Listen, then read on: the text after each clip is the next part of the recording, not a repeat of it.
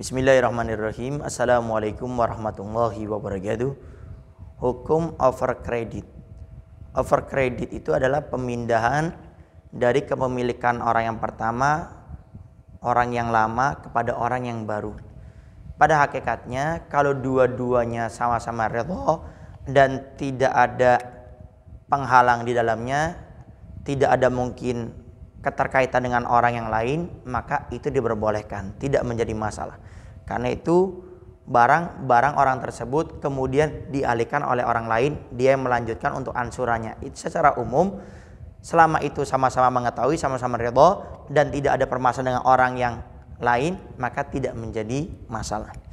Tapi sekarang ada beberapa yang perlu kita khususkan dalam permasalahan overcredit ini. Satu, overcredit tentang masalah rumah.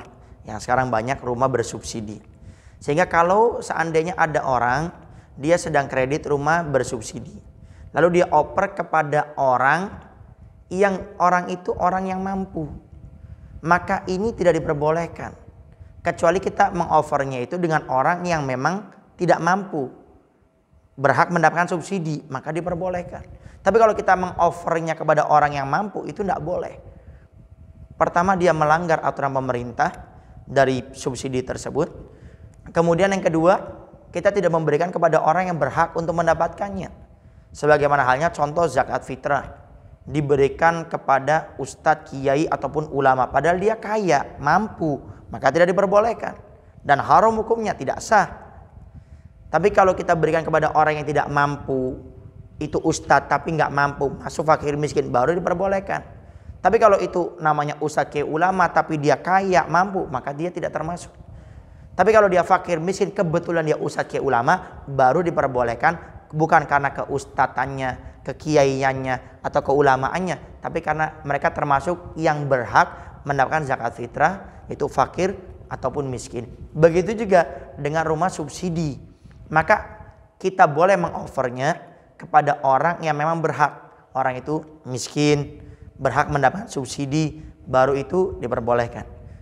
Nah begitu juga yang kedua, overcredit tapi ternyata dengan bank-bank riba, maka tidak diperbolehkan. Artinya kita ini sudah bermuamalah yang salah dengan bank riba. Kita mengover kepada orang lain, artinya kita mengajak orang lain untuk berbuat salah juga. Oh, kita 2 kali lipat malah dosanya. Jadi kalau kita sudah memiliki overcredit, dalam artian afwan, kita memiliki satu urusan dengan bank-bank riba, ya sudah, itu kita memiliki dosa, kita maklumi, kita taubat. Jangan malah kita over kepada orang lain, maka itu kita malah dapat dosa double. Dosa kita sempurna kita dapat, dosa orang itu pun dapat. Sehingga kalau overcredit apapun bentuknya terhadap bank riba kepada orang lain, maka itu dilarang, tidak diperbolehkan. Tapi kalau kita dengan bank-bank syariah kita overcredit selama syarat-syaratnya terpenuhi, maka tidak menjadi masalah. Assalamualaikum warahmatullahi wabarakatuh.